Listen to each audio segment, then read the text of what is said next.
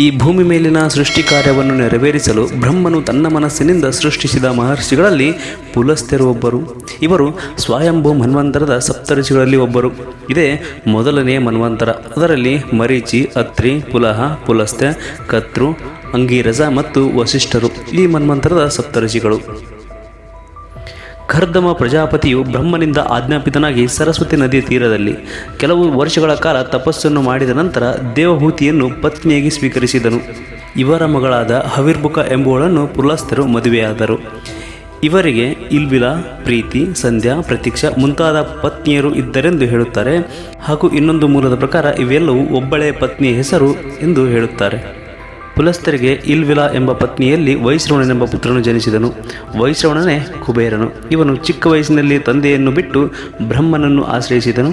ಬ್ರಹ್ಮನು ಸಂತೋಷಗೊಂಡು ಕುಬೇರನಿಗೆ ಅಮರತ್ವ, ಧನಪಾಲಕತ್ವ ಮತ್ತು ಲೋಕಪಾಲಕತ್ವದ ಸ್ಥಾನಗಳನ್ನು ಅನುಗ್ರಹಿಸಿದನು.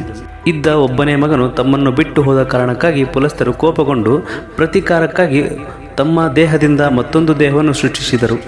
ಅವನೇ ವಿಶ್ರವಸ.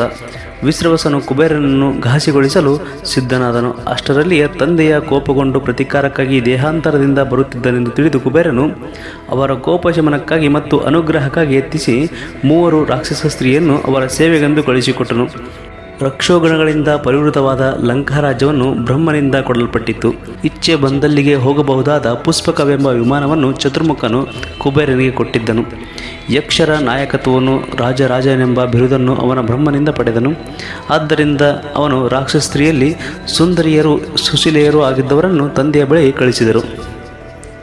ಯಾವಾಗಲೂ ತನ್ನನ್ನು ಉಗ್ರ ದೃಷ್ಟಿಯಿಂದ ನೋಡುತ್ತಿದ್ದ ತಂದೆಯನ್ನು ಸಂತೃಪ್ತಗೊಳಿಸಿ ಅವನಿಂದ ಶಾಪಗ್ರಸ್ತನಂತೆ ತಡೆಯಲು ಯಾವಾಗಲೂ ಕುಬೇರನು ಪ್ರಯತ್ನಿಸುತ್ತಲೇ ಇದ್ದನು.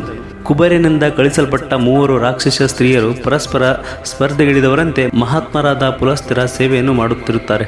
ಅವರ ಸೇವೆಯಿಂದ ಸಂತೃಪ್ತರಾದ ಮಹರ್ಷಿಗಳು ಅವರೆಲ್ಲರಿಗೂ ವರವನ್ನು ದಯಪಾಲಿಸಿದರು. ಅವರ ಆಶಯದಂತೆ 3 ಲೋಕಪಾಲಕನಾದ ಕುಬೇರನಿಗೆ ಅನುರೂಪರಾದಂತೆ ಪುತ್ರರನ್ನು ಅನುಗ್ರಹಿಸಿದರು.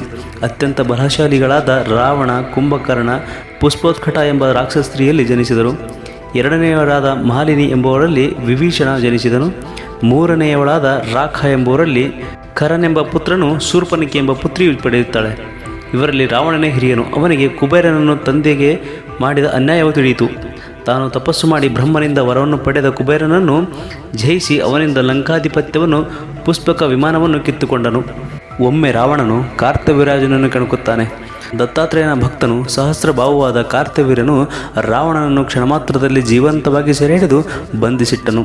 ಮಗನ ದುಸ್ಥಿತಿಯನ್ನು ಕಂಡ ಪುಲಸ್ತ್ಯರು ಕಾರ್ತವೀರ್ಯನಲ್ಲಿಗೆ ಬಂದು ರಾವಣನನ್ನು ಬಿಡುವಂತೆ ಪ್ರಾರ್ಥಿಸಿದರು. ತಂದೆಯ ಸಹಾಯದಿಂದ ರಾವಣನು ಬಿಡುಗಡೆಗೊಂಡು ಲಂಕೆಗೆ ಮರಳಿದನು.